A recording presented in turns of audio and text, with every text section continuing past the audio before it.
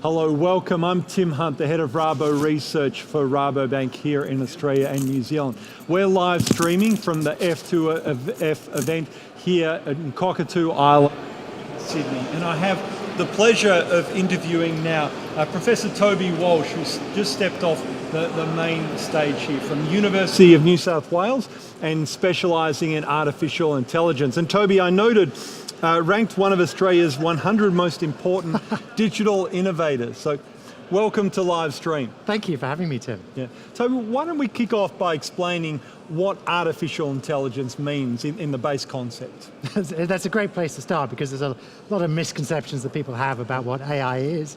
Unfortunately, Hollywood doesn't really help you understand too well. In fact, it just fills you with unwarranted fears as to, don't worry though, the machines are going to take over anytime soon. AI is very hard to define because it's not one thing. I mean, that's the first misconception people have. They think there's going to be one AI, one super intelligent computer.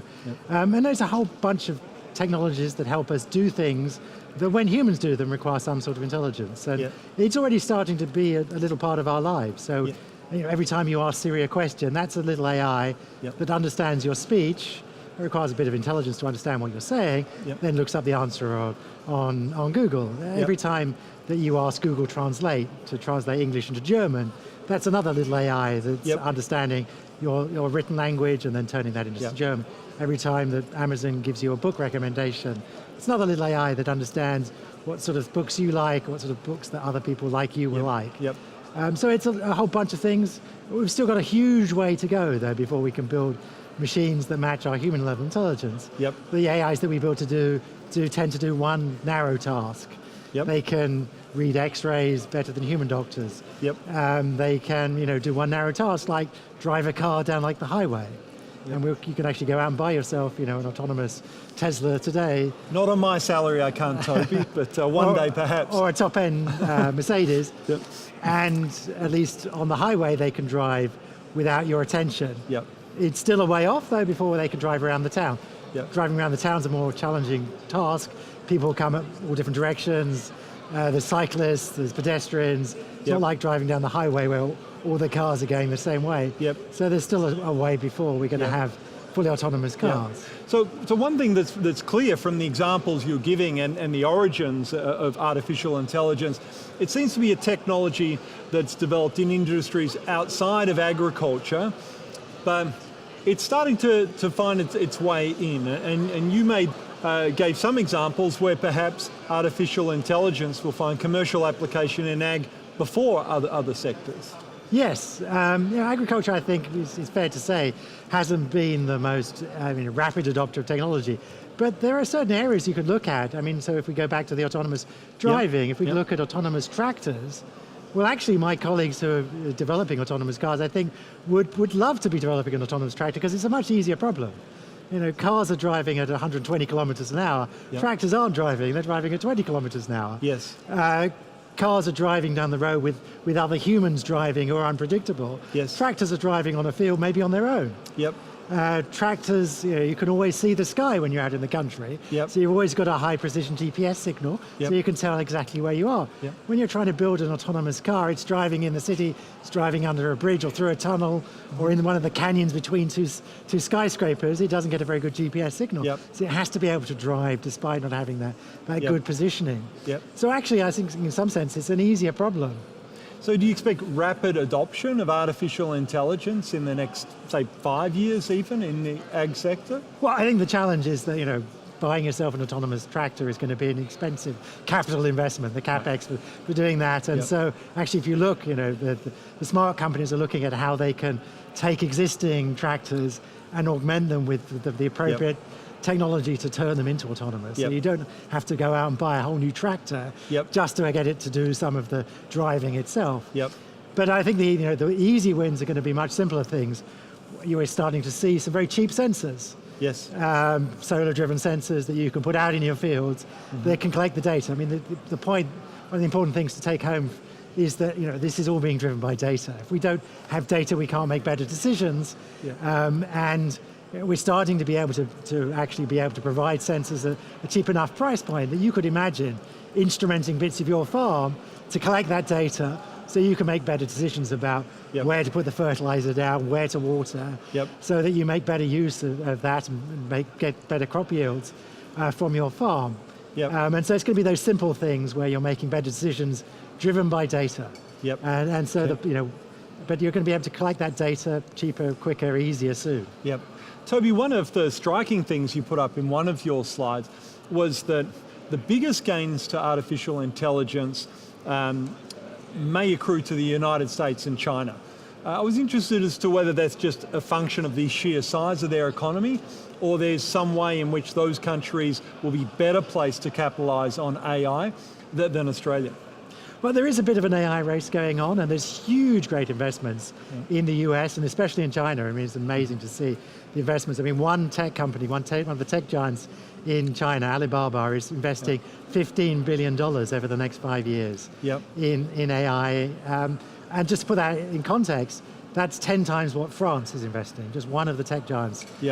So they're making some huge, great bets. And if I was China and I had a burgeoning middle class that I wanted to support, I would be making those sorts of bets. But Australia itself is quite well placed. We've yet to see the Australian government make similar sized bets itself. But just a couple of days ago, we saw the federal government announce investments of north of $30 million for a new cooperative research centre in farming, in indoor farming.